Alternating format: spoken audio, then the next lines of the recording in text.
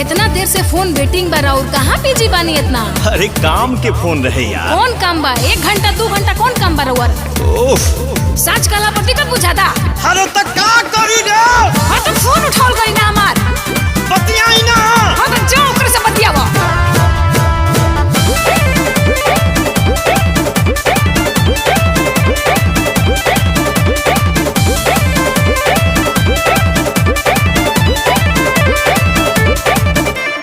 Busy कहाँ तेरी तक राही, सच्चे सच्चे हमारा से कहीं।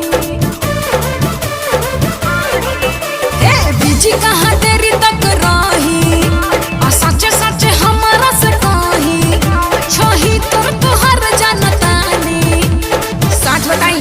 एगो तू ही बड़ू रानी, हम दिल से कहतानी। गलत फहमी बात है कि दूगो रखले बनी। गलत फहमी बात है कि दूगो रखले बनी। मान जाना झूठो के लोग कला कइले बड़े रोने के बुझत का। रख फोन, गाड़ी चलावत तनी। ऐसे कैसे रो रखते देखत तनी? चलावा दी।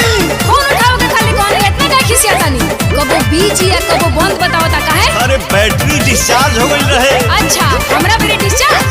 हम पे यकीन करो जी, हम पे यकीन करो जी, हम पे यकीन करो जी। तोहरे से प्यार करीला, जोनी कहला में पारो जी।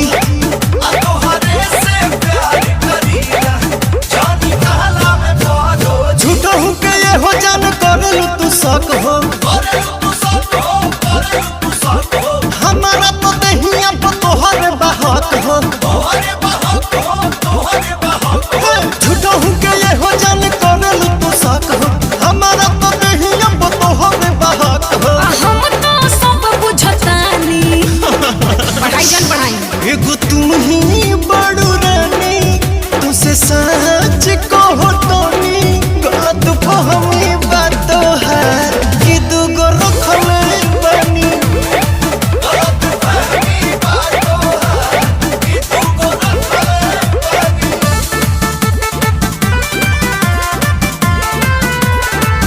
अब कबो कबो आउट ऑफ कवरेज भी बताओता। नेटवर्क ना रहे। आवत हर नेटवर्क खराब तनी आवत तू। चलो फोन रखो। रख के दिखावा तनी। अच्छा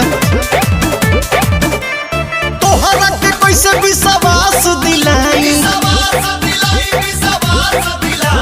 नहीं हनुमान सीना चीर के देखाई।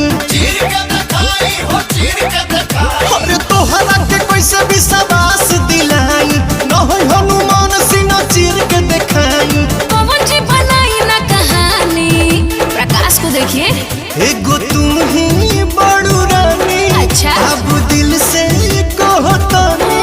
गलत फहमी बात है कि दूगो रखले बनी। गलत फहमी बात है कि दूगो रखले बनी। एक बात बताओ, ई के कहला? रोवे संतोष रानू और छोटे बाबा।